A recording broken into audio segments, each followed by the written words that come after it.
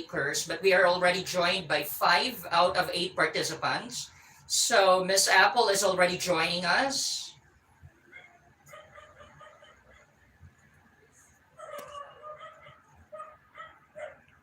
6 out of 8. And I think one, Miss Griselle, is also about to come in.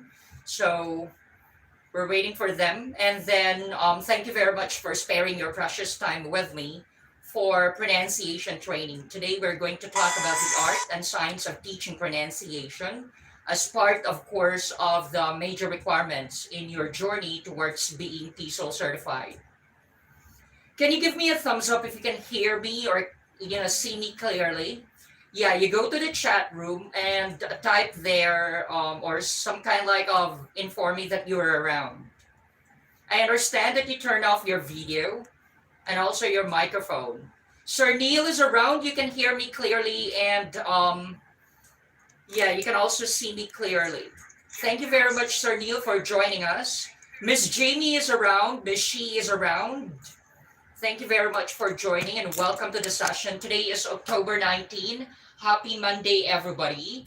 And of course, it is an honor to be with you for your journey towards being TESOL certified. As I've said, this is another module that we have to cover. And of course, this will cover about the art and science of teaching pronunciation. At exactly 2 minutes, I will begin, even if the others are not yet around. But as I've said, we are scheduled from 1 o'clock to 4 o'clock in the afternoon. So kind of like long. I hope you have water beside you. And of course, you have also a pen and a sheet of paper. Okay. While waiting for 2 more, I'd like to ask, who among you here are teaching pronunciation, whether teaching kids or teaching adults? Yeah, or who are teachers by profession. I know that Ma'am Shi and of course we have at the same time Cha, they are already teachers, specifically in an international setup like in Japan. So they are colleagues. Sir Neil is a university professor, and of course he is about to finish his TESOL program along with Miss Cha and Miss Shi.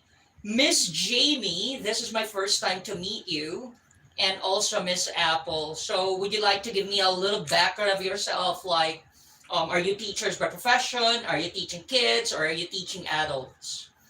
Or maybe you can share also there in the chat room, like, what's definitely the reason why you wanted to be TESOL certified? Yeah, we're waiting for 2 more.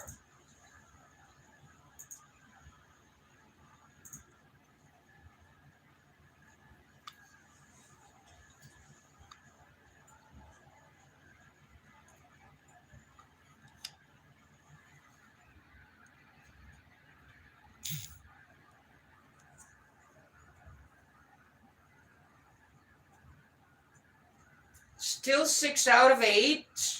So I think we're about to start in 2 minutes. Oh, here we go. Miss Griselle is already around. All right, I'll accept her first and then she's gonna join us.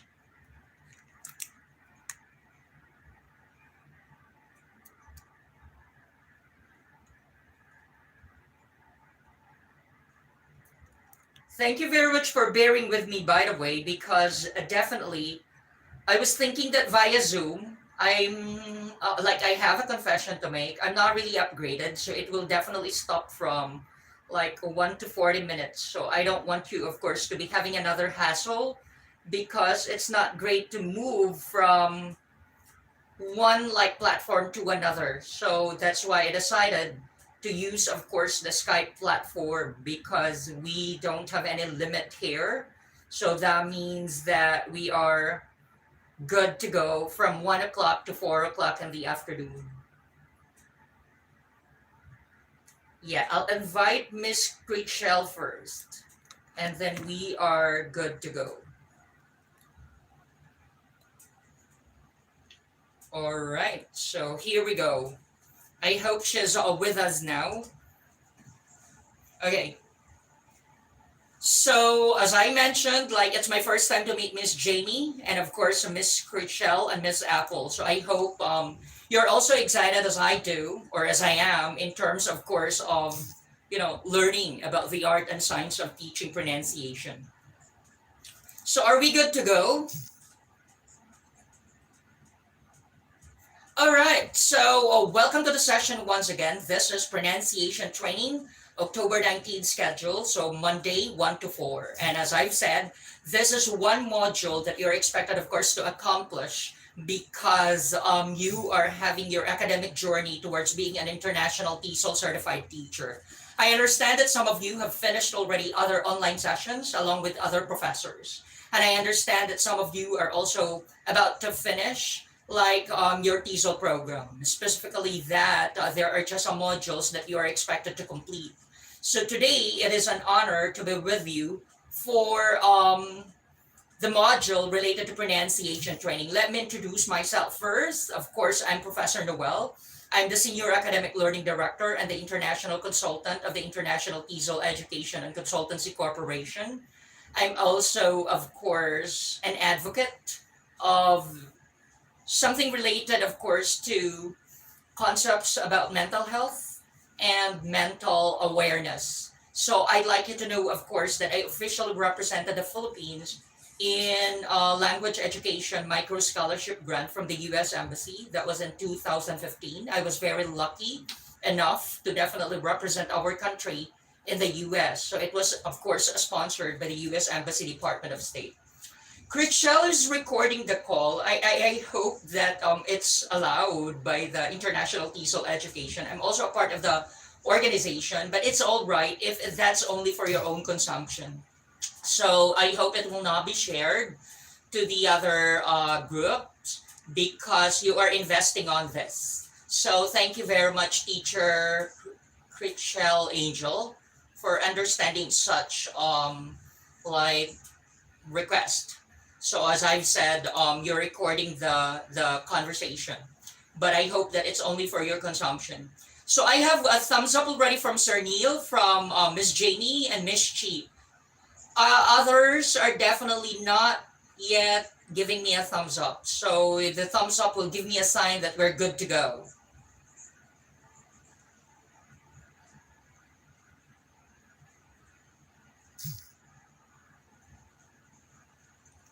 Okay. So you can hear me clearly. Apple is still typing. Okay. So you can hear me and you can see me clearly. The thumbs up indicates that you can see and you can hear me clearly. Am I right?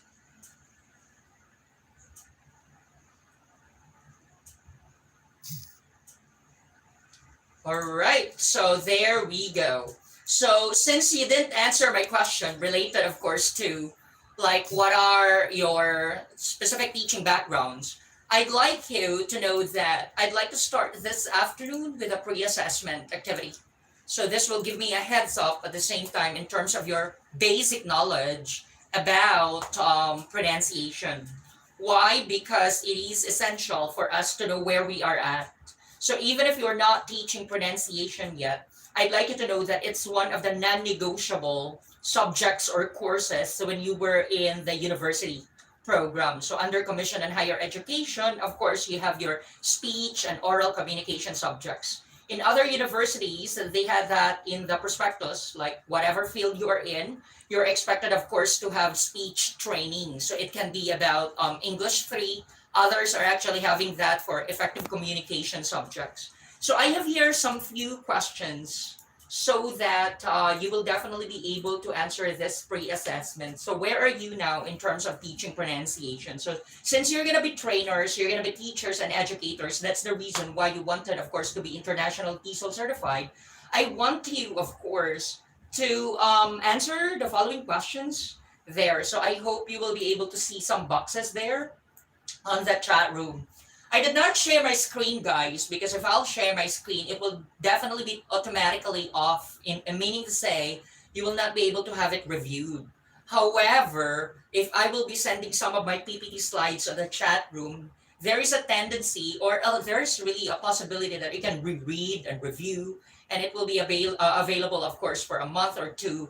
So it's, I think, also essential that you will be able to have some of the slides I am having. So I hope you will take time to read such. So I was requesting you a while back if you have a pen and paper with you. So there are, how many boxes are there? 16 boxes.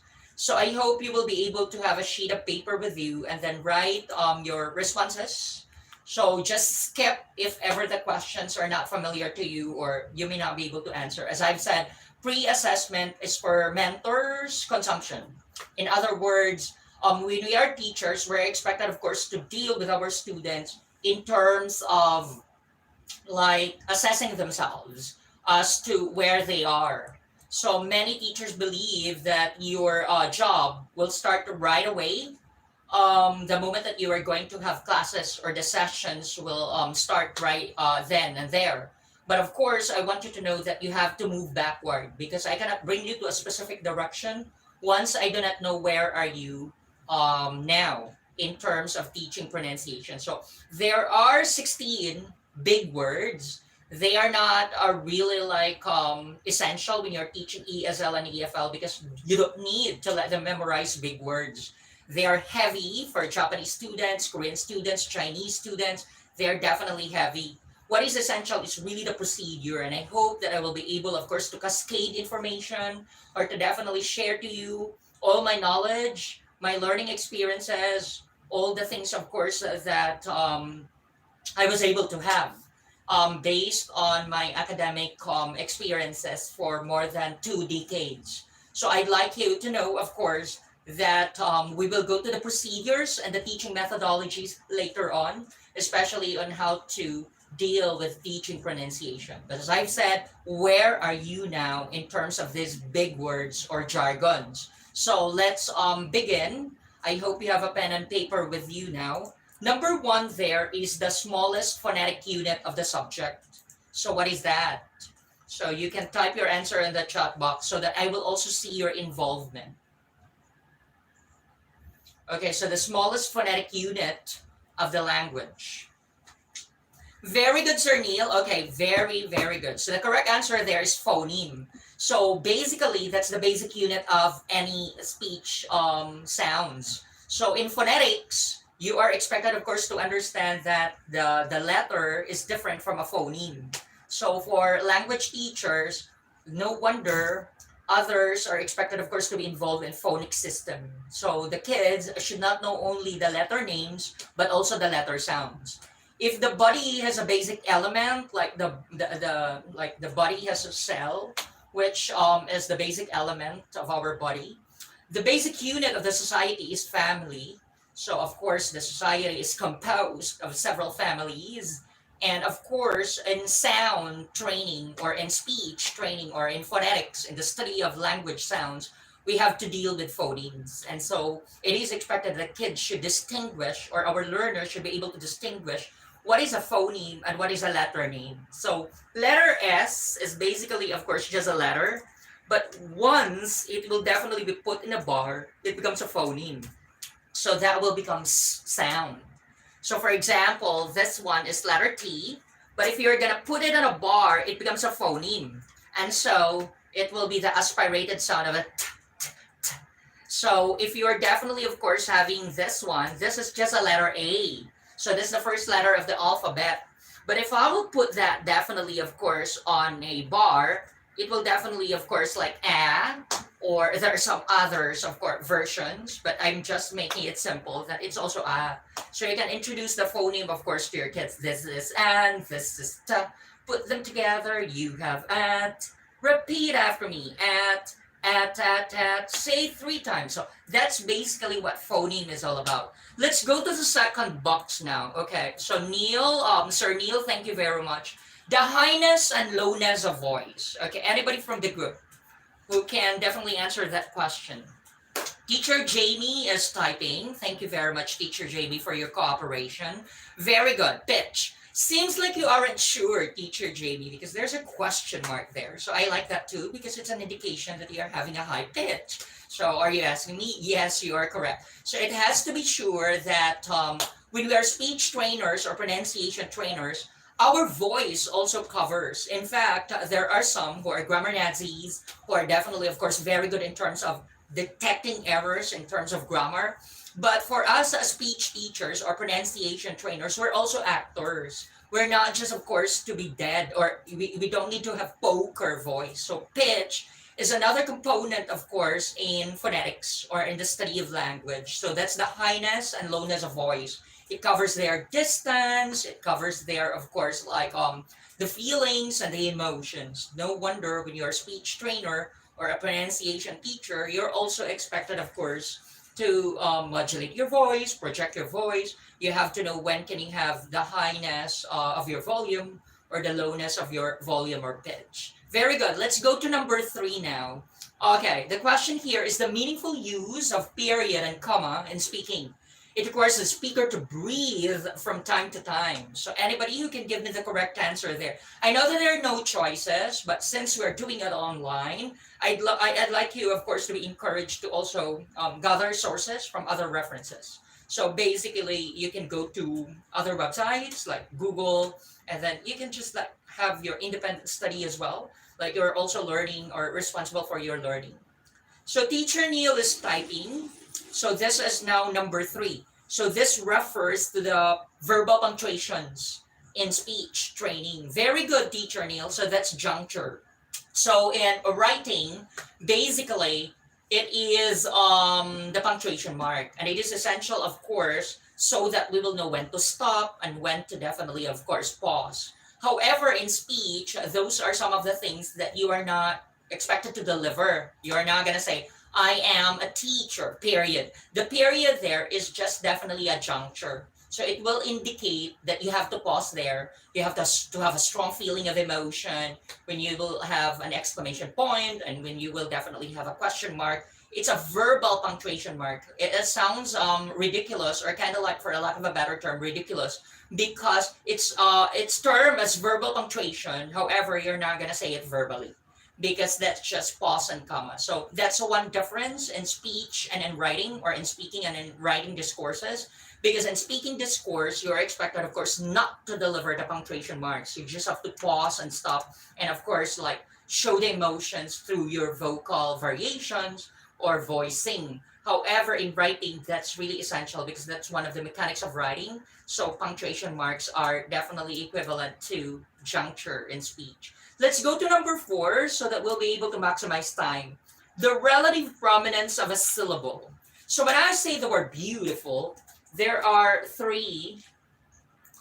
definitely, of course, 3 syllables there. So it is important for us to know where to syllabicate, how many syllabications are there, or cutting of the word, and then when do you stress. Or another word for that question is accent. So of course, so we know that English is a stress time language. Unlike the Filipino language, you will say kumusta ka. It's really syllabic, kumusta ka. Unlike also in Japanese, sayonara. So it's also counted because it's a syllabic language. Like Espanol is definitely also counted because it's a syllabic language. Like you will say definitely like como estas, hasta la vista. So it sounds really syllabic. However, in English, you're not going to say, how are you? You have, of course, to have accent or the twang that will move up and down. So that's basically, of course, one characteristic of an English language. So is there anybody who can answer that question? Like in reference to the relative prominence of the syllable? And when you are English teachers, you're expected, of course, to let your students know how many syllables are there in the word communication, how many syllables are there in the word beautiful, and where is definitely the prominence of a certain syllable. So nobody has answered yet. But the correct answer there is stress. Yeah, so that's stress. That's also accent. So those are some of the components, of course, in English language teaching related to speech and pronunciation. Let's go to the next box. The rising and falling melody of speech sounds. This will indicate the nationality of the speaker, and this is also the melody of your sounds. Some of us are expected, of course, to definitely sound neutral when you're in the ESL, EFL industry. So gone are the days wherein you're really expected to follow the American accent or the British accent.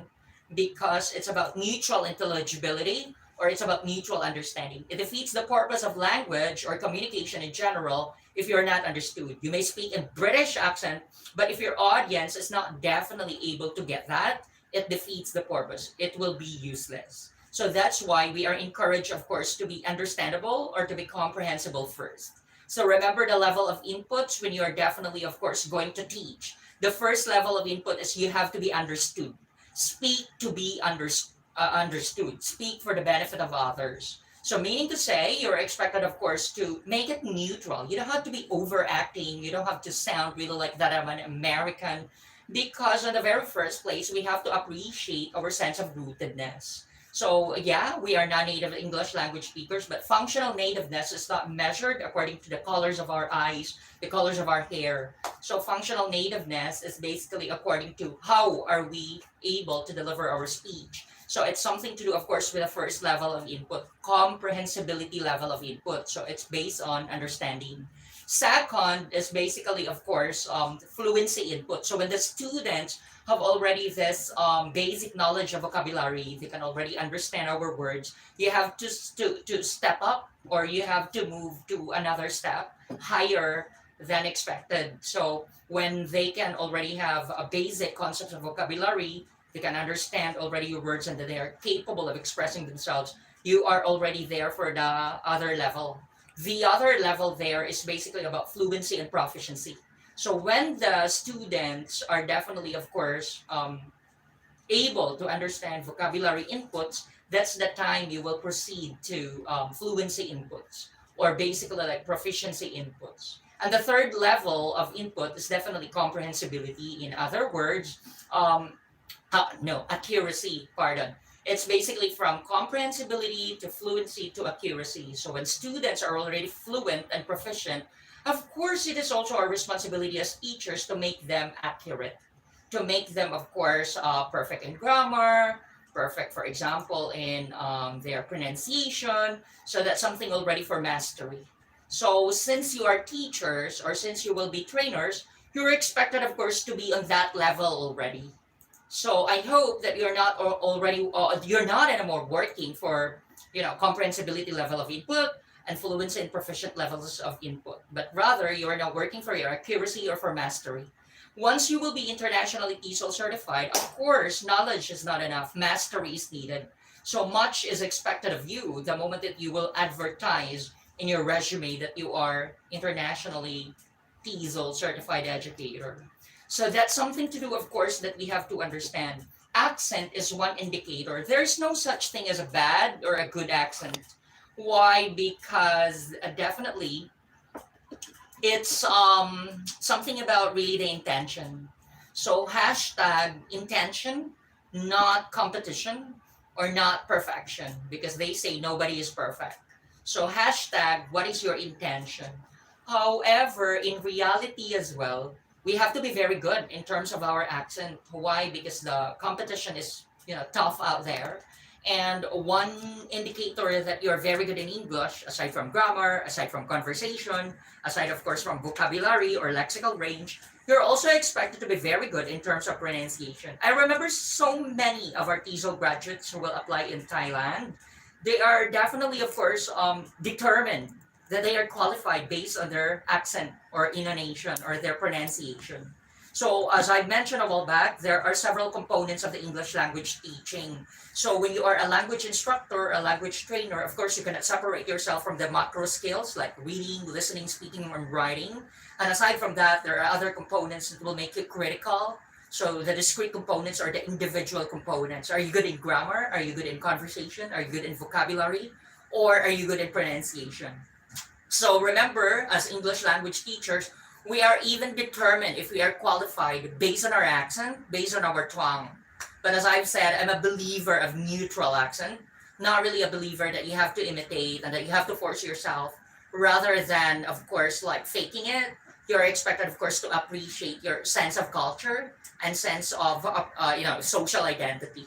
Because I really believe that you have also to move higher from time to time, from comprehensibility, from mutual intelligibility, then to fluency, and then to accuracy and mastery. So it takes time to be a master. It takes some disastrous events. That's why they say a master was once a disaster. Yeah, so those are some of the topics that we're going to deal with. So I hope that it's clear now. Phoneme, then you have their pitch, you have their, of course, juncture, and you have their stress. And now we're talking about stress and intonation.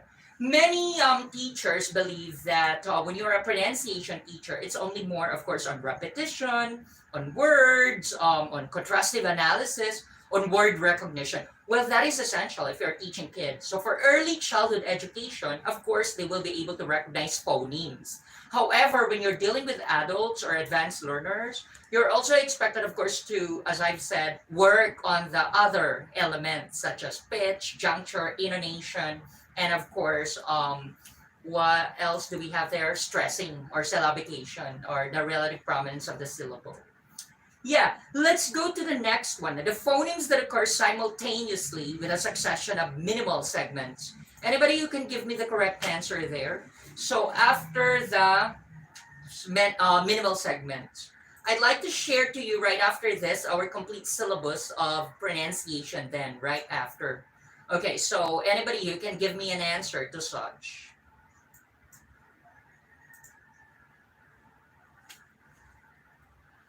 Okay, I'll give you a minute or few seconds. Very good. Okay, suprasegmental phoneme. So the phoneme is divided into two. We have one phoneme, which is of course called segmental phonemes. So what are they again? Or what is it again? Segmental phonemes. There are four under here. The segmental phonemes are divided into four components. So we have, of course, here, like the vowels. Oh, I'm sorry about that. Okay, spelling guys here, vowels. And then we have the consonants, and we have the diphthongs. Okay, so of course, basic sounds, the letters of the alphabet, the letter name. So these are the segmental phonemes, vowels, consonants. So if you're teaching kids or young learners, you're expected, of course, to start from the segmental phonemes. So the vowels, the consonants, it can be through synthetic phonics, jolly phonics, wherein teacher shop or Miss She are very familiar. So it's something to do, of course, about sight words, and also something to do about the British equivalent of, something to do with an approach, which is called synthetic, which is jollyphonic. So basically, they have their own system that you have not to start discussing the letters of the alphabet because there is a specific family, yeah, for teaching jollyphonics. However, in a general concept, when you are pronunciation teachers, you are expected, of course, to understand that the phonemes are divided, the sounds, the phonemes are divided into two, segmental and suprasegmental. The segmental phonemes are vowels, consonants, and what's the other one? The two sounds blended together to have one sound. They are called diphthongs. So when you are speech trainers, you have, of course, to let your students increase level of awareness in terms of vowels, consonants, and diphthongs. Right after that, that's the time you will move to suprasegmental phonemes. So Sir Neil is correct that it's basically suprasegmental phonemes. Under suprasegmental phonemes, we have also four components. We have the stress. Okay, pardon the spelling. Stress, pitch, juncture, and the last one is intonation. So those are the four components under the suprasegmental phonemes. There was a research conducted that many Filipino speakers sound so Filipino while speaking in English, maybe because we're very much particular of the segmental phonemes alone.